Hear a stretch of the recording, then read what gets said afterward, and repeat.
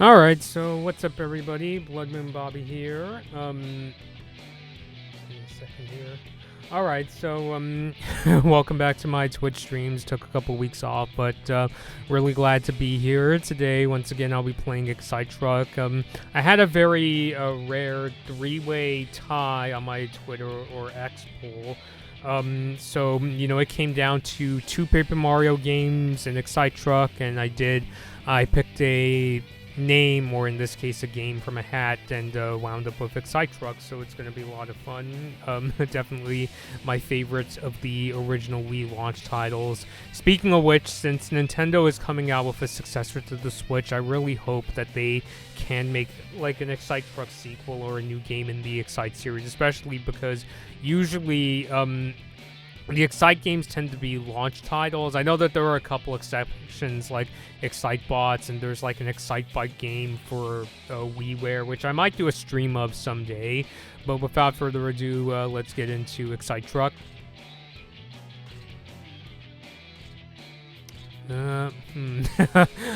Funny enough, I almost forgot that I had unlocked the Super Excite mode.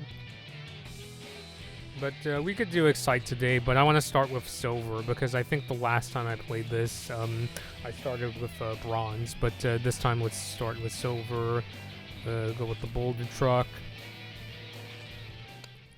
Yeah, because as I often mention, I'm both a fan of racing games as well as well, even just like, you know, real life driving, even if it's just driving to the store, I think is still, you know, I still even get some excitement out of doing that. Even if it's just, you know, legally going 40 miles per hour, you know, it's still, you know, driving is just one of those things, one of the very few things that, you know, completely takes away, you know, my, you know, concerns for a brief moment, you know, kind of like what cross-country running is to me. Oh, could hit that truck there.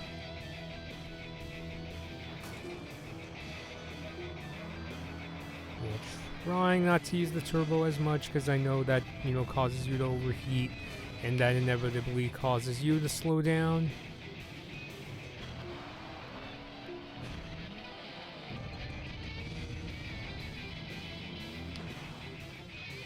And always nice to do turbo jumps.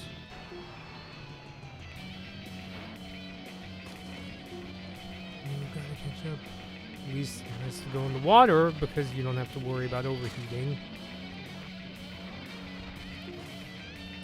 Yeah, so especially because as of late, if you don't know, my sister, you know, is taking the bar exam, which is like this test you have to take in order to become a lawyer. You know, it's kind of been an excuse for me to go back to doing videos. I know for the last couple weeks, I've been taking a bit of a break because I haven't been feeling the most motivated lately, but because my sister has to spend a lot of time studying, I've had to find other things to do. And even though you could probably tell, I'm not exactly the most like confident speaker. I'm a very like introverted person. But what I don't like, and I know introverted is just another way of saying that, you know, you need to take breaks after socializing. But something that's always been apparent with me is I don't like isolation. You know, I might be a shy person, but I do like interacting, you know, with people at the end of the day. You know, that's, you know, so that's why lately I've been reconnecting with former high school cross-country teammates, and they've been all doing pretty well. And it's why I wanted to come back to doing streaming, because, you know, as my friend Gabby will point out, you know, doing these videos is what gives me my social life, if you will. So really nice. So I have been like thinking about, you know, which videos do I want to do. If you follow me on YouTube, TikTok and Instagram, and even like I post videos now on my Twitter or X account. You'll know that I recently did a video on the upcoming Wallace and Gromit movie, which yes, they're making a new one, and they're bringing back Feathers McGraw, the penguin from The Wrong Trousers, which is my favorite Wallace and Gromit short. So I'm really interested in seeing what they're going to do. I think it definitely has promise, because I think Feathers is the best Wallace and Gromit villain, and just how unassuming and innocent he seems, which makes, when he reveals his evil plan, it makes it all the more, like, intimidating, I guess. And I didn't use the turbo when I started. Road here is kind of skinny.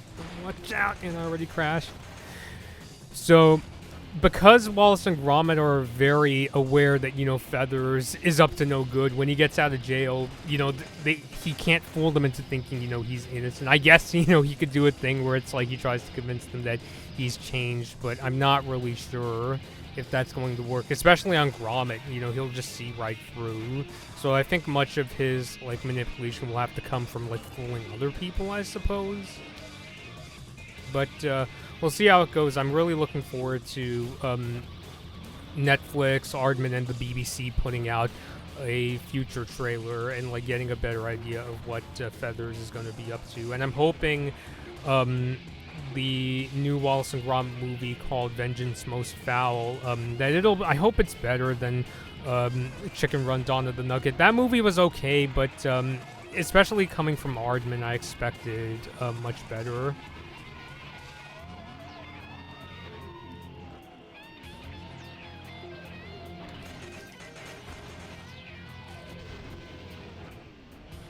But yeah, I have really good memories of Aardman. They're definitely my favorite stop-motion animation studio. I remember as a kid, my dad was the one who got me into their animated shorts and movies. Chicken Run was the first movie I ever saw in a movie theater or cinema.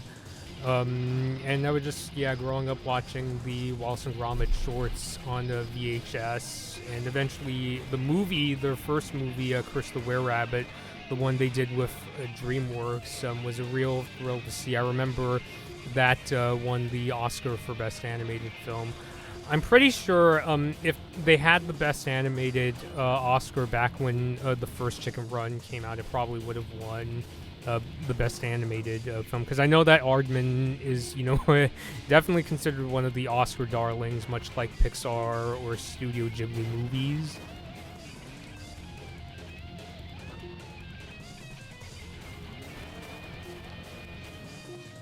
Yeah, and I also find that for me, I don't know if this works for other people, but sometimes I find if I'm feeling like really isolated, sometimes it's not that I must go hang out with friends, because, these days a lot of my friends have really busy schedules. Some of them even live really far from me now.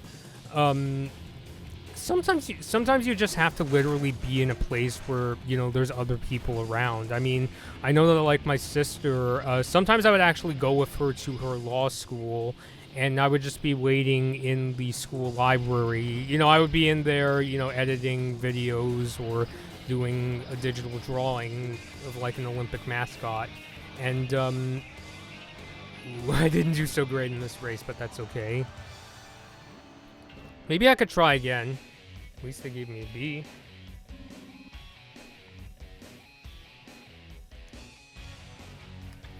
Yeah, let's go for it again. And yeah, I mean, I would just be in the library. I didn't know, literally didn't know anybody who attended law school. I didn't have, like, any friends who went there. But just being in that, library with, other people, doing their thing, was enough to, like, make me feel, less isolated. It sort of reminds me of when I was, back in my college days. I would, go out to eat at, like, Sparrow or getting some El Pollo Loco. And again, I mean, I had friends in college, don't get me wrong. My editors were really amazing, but there were times where I would literally just be by myself in, like, a crowded cafeteria just eating lunch. And, that in itself was, really, a bit of a healing for me. It sort of like, gave me my independence that, I could order the lunch I, wanted and didn't have to worry about like, social etiquette and things like that. And the, people, a lot of the students I met were really friendly. I remember there would be a lot of times I would be sitting on the floor editing a video I had to do for the newspaper, and somebody would come up to me and ask, oh, do you want a chair to sit down? So it was just a really great environment. I really wish that there was a way for me to sort of recreate that feeling, because I think I find that as I get older, it's not that I like doing things absolutely on my own. I need at least like, people around me, so I don't feel like super alone. I mean, I guess when I like, film my own videos, I don't mind. I mean, I'm a one-person crew when I film like my YouTube and TikTok videos, yes, but I don't, mind, going to a place like the local library to edit, just so I could feel, a bit of a sense of community, I guess, because I think when you're completely on your own for an extended period of time, the problem with that is if you're an anxious person like me, then it makes you feel like, you're going to be on your own, and if something bad were to happen, there's nobody that, you can really, count on to help you. So it's always nice to have.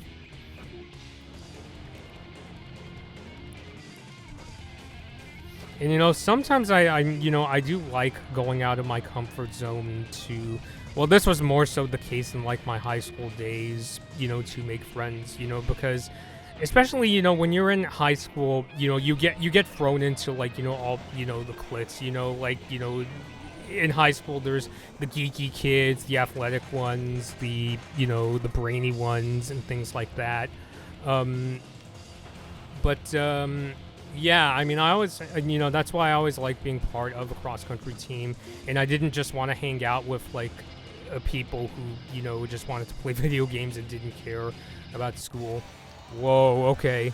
So, yeah, this course has been, like, tough, but at least, in the past I've done much better, so, okay, we'll just, move on to the next one. I don't want to, bore you guys.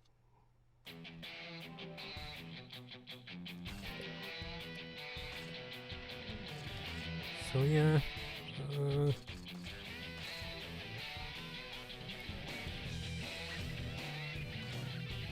do orange this time.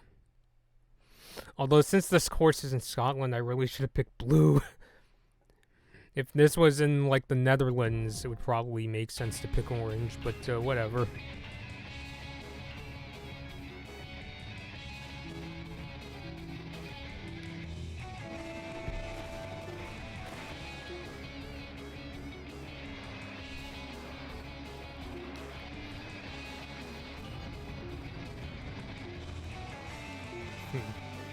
I guess playing this game makes you feel a little bit like you're in a Mad Max movie. Not really so much with the fighting, but just that you're driving these like trucks and SUVs, and it's kind of enjoyably mindless, I guess. If you've seen Furiosa, let me know in the comments. I haven't had a chance to see that movie. I heard it's amazing. Not as good as Fury Road, but still pretty good, so I'm sure it's a good watch.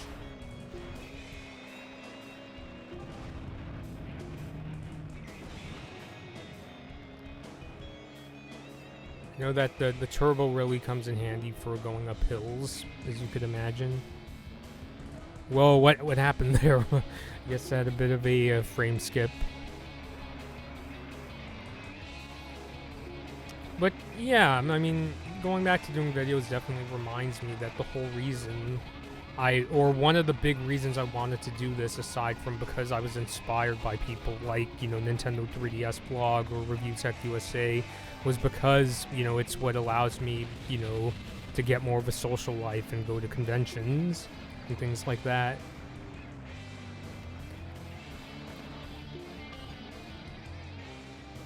I mean, there's definitely, like, things that, problems, social media problems that I don't like people taking shows and video games, way too seriously, and I think that in general animation Twitter has a problem with like validation seeking, and I just feel like people have to realize that or should learn that sometimes just, you know, you yourself liking a show or movie, that's all the validation that you need. You know, like, you know, playing Excite Truck, for instance, it's not, you know, like a very famous Nintendo franchise, but it's still, you know, one of my favorite games because, you know, of my love of cars and so forth.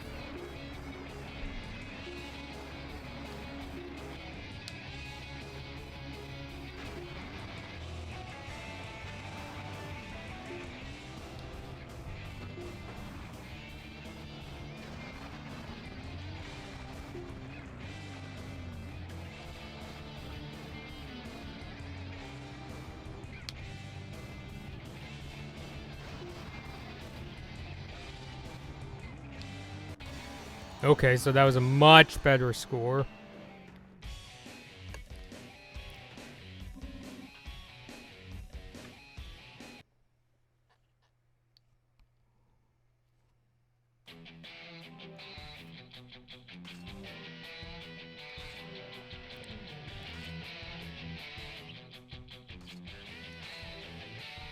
It's PG. We'll do this one. This time I'll go with blue since that's my sister's favorite color. And I actually celebrated my birthday almost a week ago, like 5 days ago. And speaking of blue, I did get this the midnight version of the Apple Watch SE, which I admittedly didn't want to get a new Apple Watch, but I heard that Apple is not going to be supporting the original Apple Watch SE with the next release of WatchOS. So I was just like, okay, I'll use some of the birthday money I got from family to purchase a new watch. It's been working well so far. I just wish that, especially because like Apple tends to be really good with like supporting hardware for many years. I wish they would continue supporting the original at least for one more release. But yeah, and now, you know, I mean, not that what I'm about to say is coming to the Apple Watch, but I know that, you know, they're trying to get into the whole, like, you know, AI craze with Apple Intelligence, and how in order to use the Apple Intelligence features, you have to have, like, the latest version of the Pro iPhones. So, which I don't have. I use a iPhone 13 Pro, but I'm not going to be upgrading to, what's the current one? Is it the 15 Pro? You could correct me in the comments. But yeah, I'm not gonna do that. If I wanted to try Apple Intelligence, luckily, like, the Mac that I'm doing the stream on has Apple Silicon, so I'll get to try out those features. Because I'm a bit of a Apple fan, you know. You know, especially in high school, I started to learn a lot about the life of Steve Jobs, especially because he passed away when I was a sophomore in high school, and I wanted to learn more about his life. And, you know, just Apple in general.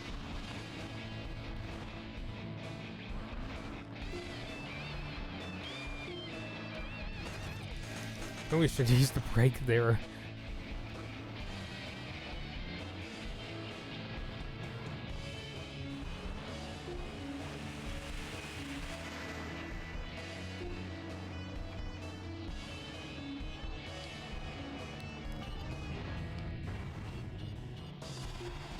Super ring is awesome. I don't usually get the super rings.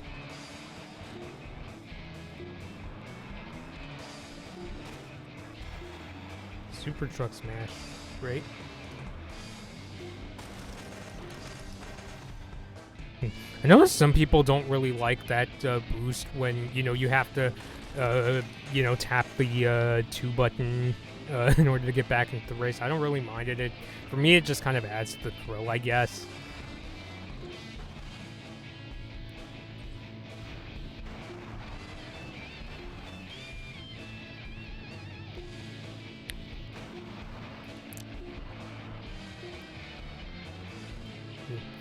And I'm still considering going back to short story writing. I mean, it's funny, I stopped doing short stories when I was in college because I thought I was spreading myself too thin, but especially after I got very inspired by learning more about Steven Spielberg, I wanted to try short story writing again. I mean, I can't really do films. I mean, certainly I don't have, like, the experience and budget of, like, a Spielberg production to make movies like, his West Side Story remake, Fablemans, let alone his classic movies like Schindler's List or E.T. But I do appreciate good storytelling. I do like watching his movies like, E.T., Schindler's List, and Minority Report. So it kind of inspired me to, like, get back into short story writing. If you've been following me for a while, you'll know that I used to write stories that were inspired by Star vs. the Forces of Evil, which, by the way, that's where my channel icon comes from. It's supposed to be inspired by a character from Star. So I don't really have concrete plans of, like, when it's gonna. I have ideas for stories. One that combines Star with another DTVA show, The Owl House. And also, I have another idea. I think I talked about it on Twitch before. Something about involving a cheerleader and a amateur car mechanic. If something ever comes to light, I'll let you know on my socials. Really good. Yeah, and in fact, one of the teammates I talked about, like, offered to, like, help me with, ooh, wow. Maybe I could try that truck in the next race. You unlocked it. Okay. So if anything comes to light, I'll be sure to let you know on my social accounts. But I do think, because when I was a little kid, I did try writing, sort of stories that were, inspired by, like, Magic Treehouse and The Land Before Time. Okay, let's do China. Yeah, we'll go with green, because that's my dad's favorite color. Also, my mom likes the color green, too.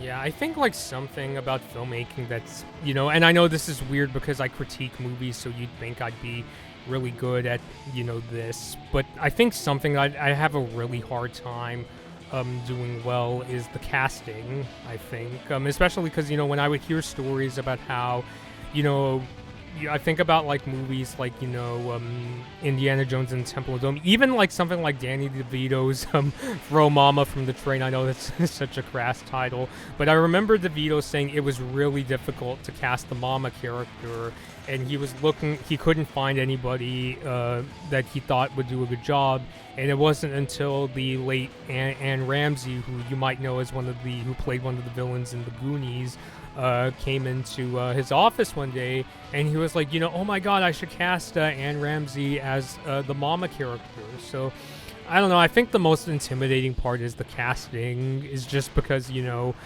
it's the kind of thing where it's like, I understand the importance of finding the right person for the role, but at the same time, do I want to put up with, like, having to potentially go for, months without finding somebody that could fit the role? And what happens if, like, the person I cast is good in the audition, but when you make the movie, you realize, oh shit, that wasn't a good idea. I mean, I think for me, I don't want to be in, like, a Back to the Future situation where, because in that movie, initially, they cast this actor named Eric Stoltz to play Marty McFly, but the filmmakers felt that Stoltz it just didn't work in the role, so they had to fire him, and they got Michael J. Fox to play Marty. And the reason they couldn't cast Fox at first, I keep on wanting to call him Marty McFly, but they initially couldn't cast Fox at first because he was working on a TV show for NBC called Family Ties. So I think somebody can correct me in the chat if I'm wrong, but what they ended up doing is they ended up having to shoot Fox's scenes at night so that he would have time to continue to do Family Ties. So, I mean, that's just sometimes what you have to do in order to keep your actor, I guess. But it's still, interesting that it's one of those like kind of bewildering things that there could have been a situation where Michael J. Fox didn't play Marty, or Christopher Lloyd, wouldn't have played Doc Brown, because I remember hearing that at first Lloyd was not exactly convinced to take the role, but eventually he did. So let's see. Let's try the Wasp. I'm usually not the best with these kind of vehicles, but just for the sake of getting to drive this vehicle here. What is that? It kind of looks like an ATV. So yeah, that's always fun.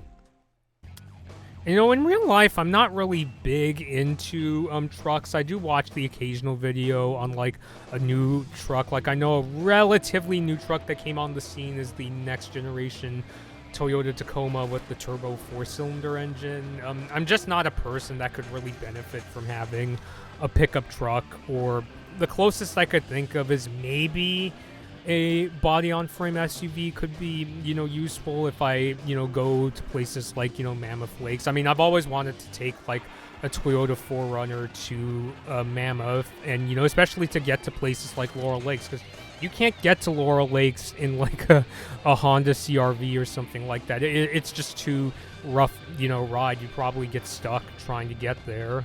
But yeah, if you had like some kind of off-road, like I remember one time, my assistant coach, instead of completely, hiking his way back down the mountain, he actually got a ride from like this pickup truck driver. And I remember I was going along with one of the parents who came with the trip, and we looked at this truck and we just had a funny feeling about it. And I just remember the parent was like, "Hey!" And then he saw that the assistant coach was riding in the pickup truck bed. So yeah, that's kind of funny. It's just that trucks are not really something that, I could really, use as much. I know that I remember like my dad asked me if I wanted to get a truck, and I was just like, no, because I have no real need for like the utilities, at least not on a day-to-day basis. I mean, if I were to get a pickup truck, and this is like a truck that some people debate is really a truck, but whatever,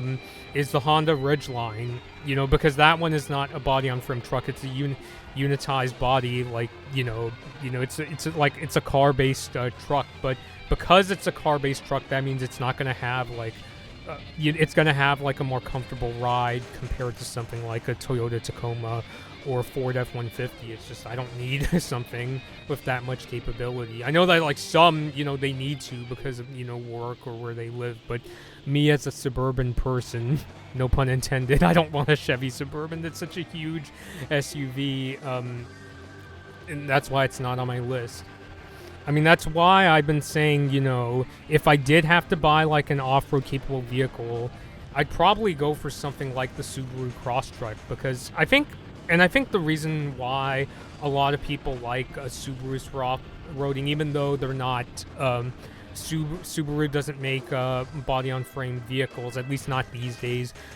Because they use unitized bodies, they're great for, going, like suburban driving, or if you're just like driving on your commute. But because they have all-wheel drive, and a lot of them, especially their SUVs, have high ground clearance, they're great for like, taking to the mountains or going off-roading in. I mean, I don't know if you want to go rock crawling in a Subaru, but that's why, the Subaru Crosstrek is on the top of my list if I did have to get an SUV, because my family already has a Honda CRV, and I don't want another, like crossover of that size. It's fine to drive. I've gotten used to driving a Honda CRV, but there are times I wished I had something that was better for going into tight parking spaces. Like, if I go in around my city, there's places like even like the local library, where there's like a shopping center that has like really crowded parking. That's something I want a smaller car for. That's something where I could imagine getting like a Subaru Crosstrek, or because honestly, another kind of car I've been considering, I've talked about ad nauseum, is a Japanese sports cars. So something like the Subaru BRZ or the Toyota GR86. My dad did ask me if I would consider a Toyota Supra, but I want something, even if it's a 2+2, I want something with more seating. And also these days, I know people say, oh, don't be scared that BMW makes it, but I don't know. I'm more of a Subaru person than a BMW kind of person. I mean, yeah. I mean, I'm just going on and on about cars. If I had to buy a luxury car, it would probably be something like an Acura or a Lexus, just because I want that dependability. I think that's a big part of why Lexus is, not the most successful luxury car brand in the US, but they're up there. They're easily the most successful Japanese luxury brand, because people love that since Toyota made them, they can have not only Toyota reliability, but they can have, the leather seats, the heated and cooled seats, and the wood trim. So it's like a perfect, win-win. It's like you get, luxury amenities as well as, that build quality, so that you don't have to worry about downtime. But yeah, because I think when it comes to, the luxury market, the reason why Mercedes and BMW are successful despite, people complaining about the reliability, it's because their customers have that kind of money to handle. If their Mercedes breaks down, they can afford the repairs, or they can just buy a new one. And also, it's like a fashion trend that once it gets, old, they could just buy a new one. So I think that's why luxury brands like that could get away with, not having the best reliability, which I know reliability isn't an exact science, I know that my parents have had this BMW for 30 years, whereas they've had a Toyota Camry station wagon that only lasted for 15 years, I want to say. So it's not an exact science, but it's still nice to have. That's why, brands like, Lexus remain successful. And that's why I say that my dream car is the Lexus LS, just because I like the idea of having a luxury sedan. Although I have been in I keep crashing in this race, my aunt's Lexus RX. I've actually had two aunts that had Lexus RXs back in the early 2000s, and I've been in one of them, and I really enjoyed that car. I think, well, no, that's not the first time I've been in a luxury car. My dad used to have a BMW. I can't see shit because of the smoke coming out of this truck. But, yeah, I've had good experiences with Lexus, and it's part of why when my mom asked me, don't you want a BMW? I'm just like, I'd rather have a Lexus someday, if I actually make it and could afford one. And it's funny, I thought growing up that reliability was something that it's the kind of thing where it's because luxury cars are more expensive, you'd expect better build quality to come with the additional cost. But it's nope. If anything, for most car brands that have a luxury brand, usually if it's a luxury car, it's less reliable because there's more parts to break.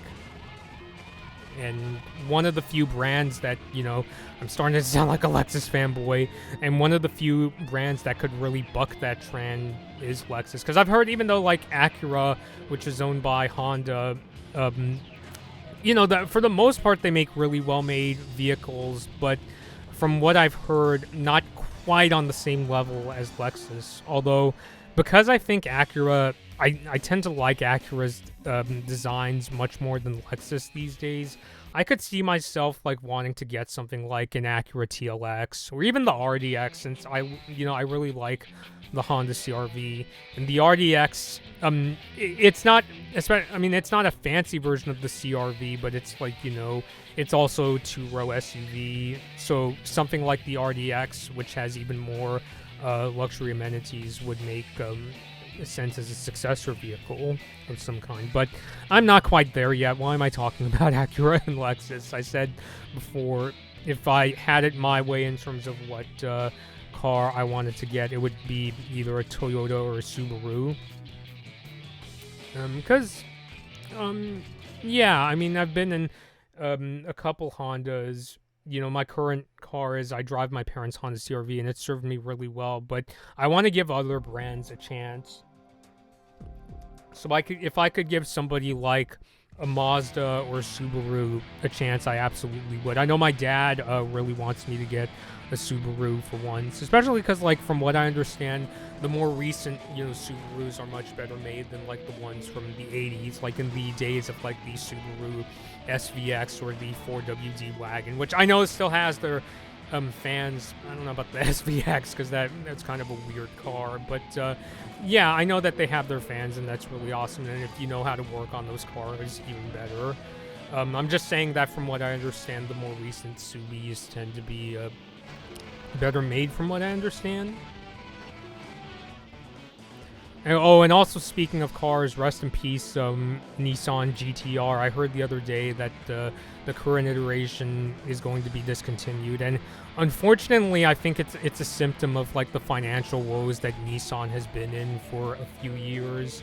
Not gonna go into my opinion on their former leader Carlos Ghosn, but yeah, I think that's why, like, with the current Nissan Z, that's why that car still shares a lot of parts with its predecessor. And even the engine that the new Z adds, it's not a completely new engine. That engine was also in, like, I think it was like some Infinities. Yeah, like the Infiniti Q50 uses that engine, just a different transmission. So it's not exactly a new car from the ground up. And yeah, I am aware that, like, even the Subaru BRZ, the current one, is really more of a heavy refresh of its predecessor. But yeah, in the case of Nissan, I think that's why they can't just make a completely new Z from the ground up, because Nissan doesn't have the finances to do that. And so when it comes to, like, the question of, are we going to upgrade the Z or are we going to upgrade the GTR, they could upgrade the Z, but I don't think they have the resources to make an all-new GTR, unfortunately. And it's too bad. I really would have liked to have seen what Nissan could do. Like, maybe they could make a sort of hybridized version of the GTR, like what Acura did or Honda did with the NSX, and, like, maybe given the transmission more gears, because, I mean, if I were to guess, if they were to make a new GTR, I could see them putting, like, a 9-speed automatic. I don't know. I think some would prefer if they could put in a new dual clutch, but I can't really think of a Nissan product that has a dual clutch transmission. And if you know car manufacturing, there's no way. I mean, the GTR is a special car because that's, like, their supercar, but I don't think they're going to put in a dual clutch if no other Nissan or Infiniti product is going to use, that dual clutch transmission. So yeah, but really sad to see that go. I do have a, toy of the GTR. So I don't know, maybe someday, I know, and, like, I really would prefer if it was still gas powered myself, but it might come back someday as, like, an electric car. But since, electric car sales have sort of fallen from grace a bit lately, maybe it could still be a gas powered car, but we'll have to see how it goes.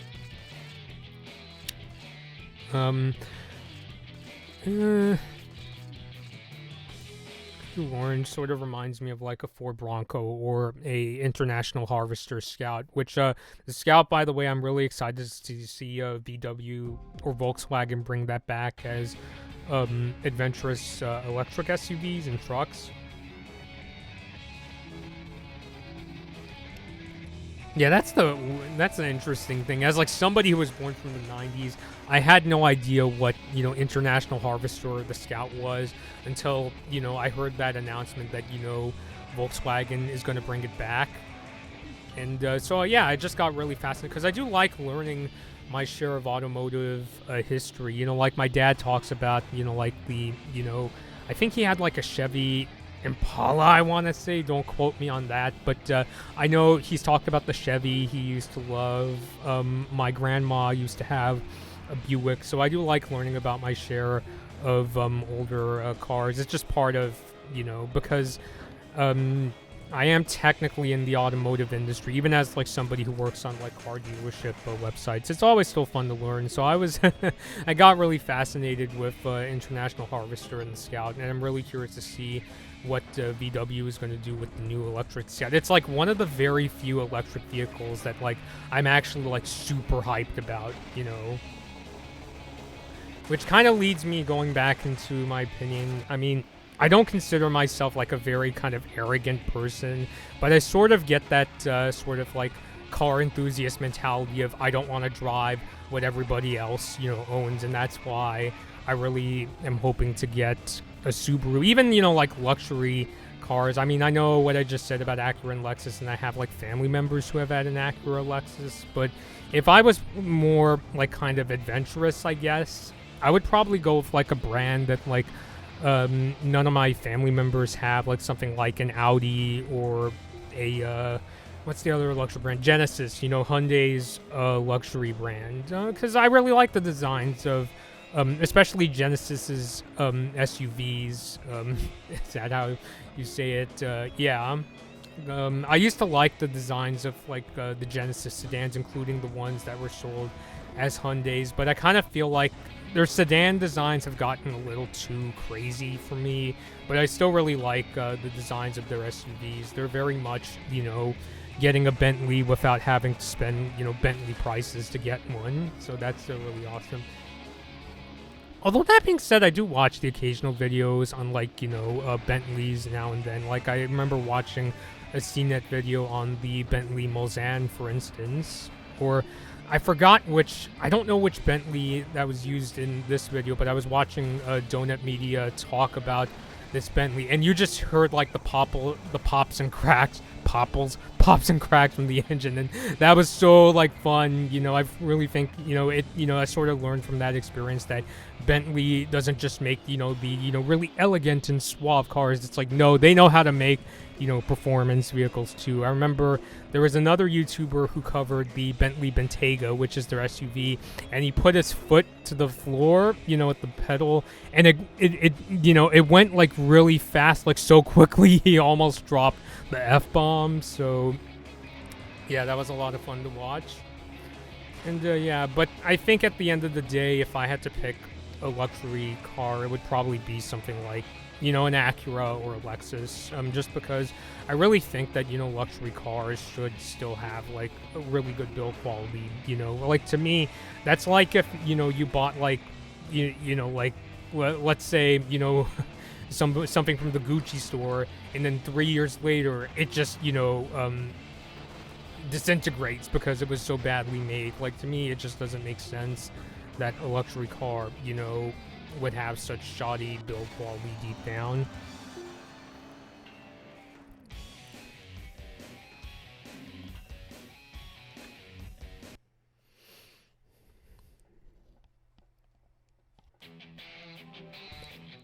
I mentioned this.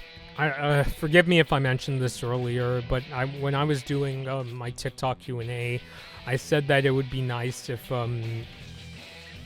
because Nintendo is coming out with a successor to the Switch.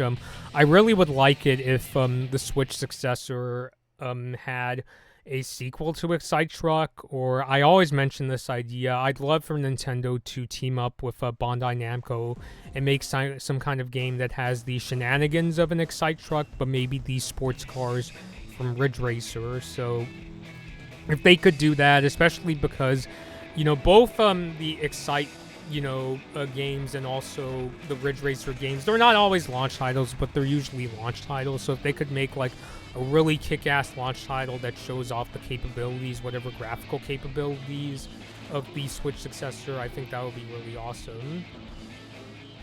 Yeah, like I'm hoping if like the next, if the Switch successor has something like ray tracing, it will be a really great way to demonstrate ray tracing through like really detailed reflections and so forth. Hey, a second Super Rings in the stream. I didn't expect that.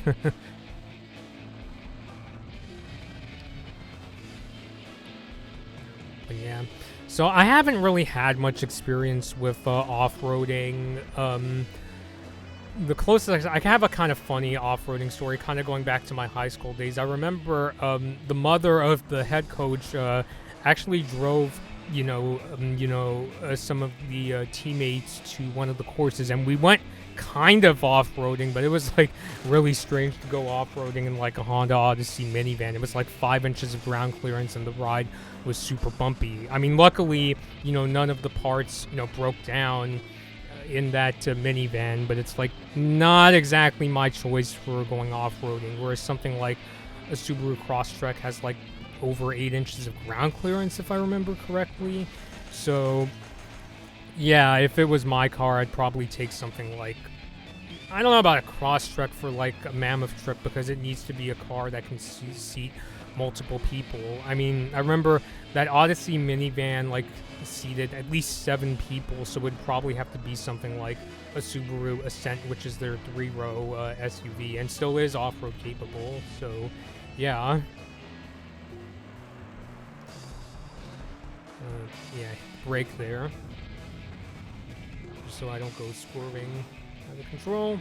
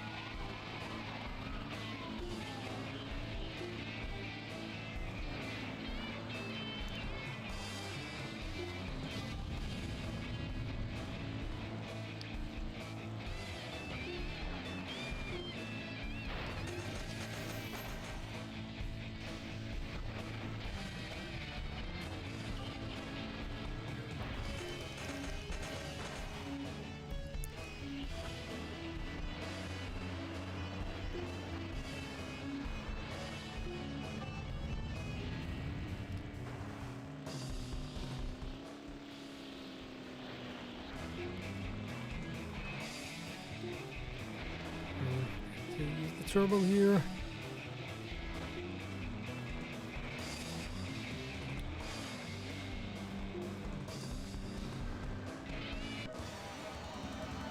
There we go. Awesome. So I think I got time to do at least one more course.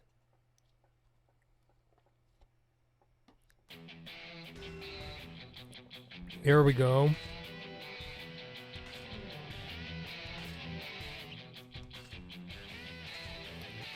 Okay, we could do a platinum. Yeah, let's celebrate with this new version of this truck. Go with a Victory Red this time.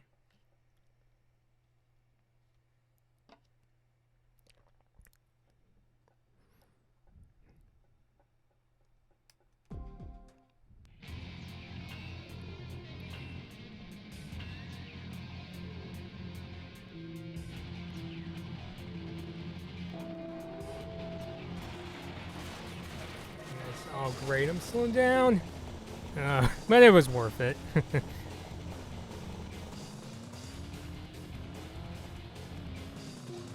On this course, I have to go a bit slow here because it's a very skinny road.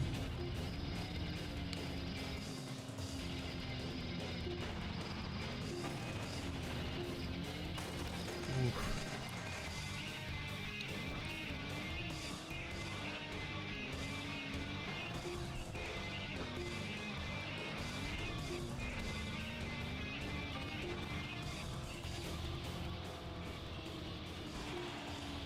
Three super rings in a row, so maybe I'm actually better at that than I thought.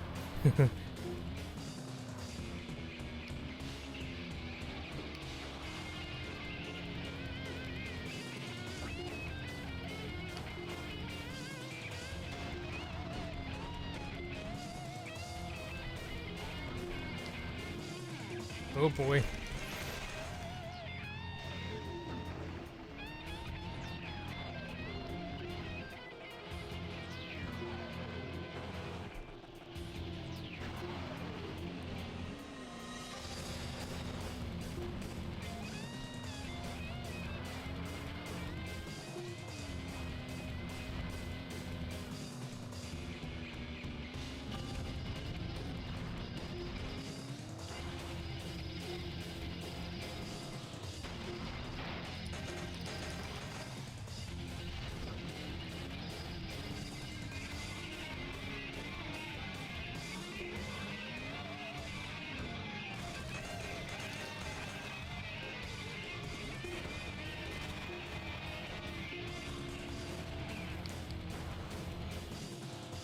Yeah, probably the biggest resurgence that I got from getting back and being interested in cars again is just kind of learning that, you know, about things like, Toyota's reliability and how they have a legacy of building, amazing, trucks or truck-based SUVs like the Land Cruiser.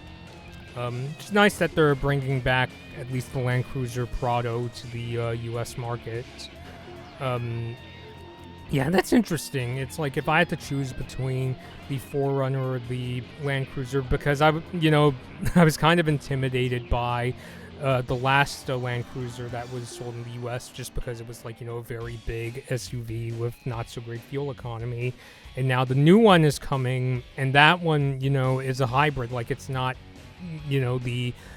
not as, like, expensive and not as much of a, I don't want to use the word gas guzzler, but it has better fuel economy now. So, I don't know. That's kind of a tricky question. All right, so just taking a last swig of my iced coffee here. I'm going to sign off for now. So this has been a lot of fun coming back to doing Excite Truck and just streams in general. So yeah, so I hope you had a good time. If you enjoyed the stream, please follow me on Twitch.